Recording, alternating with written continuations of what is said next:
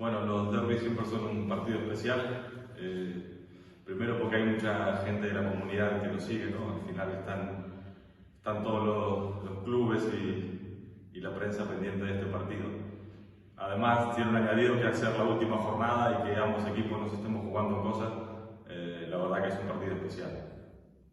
Bueno, la primera vuelta fue un partido para nosotros bastante bueno. La verdad que veníamos con unos partidos jugando bien y llegamos ahí con unos dos primeros sets que la verdad que estábamos haciéndolo bien, nos estaban saliendo las cosas y luego tuvimos un pequeño bajón.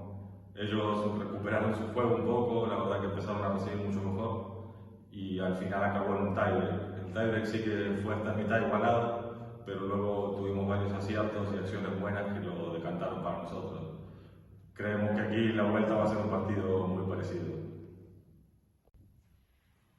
Bueno, el punto más fuerte del rival creo que es la recepción, ¿no? Es un equipo que recibe muy bien, entonces puede jugar en ataque prácticamente con todos sus jugadores.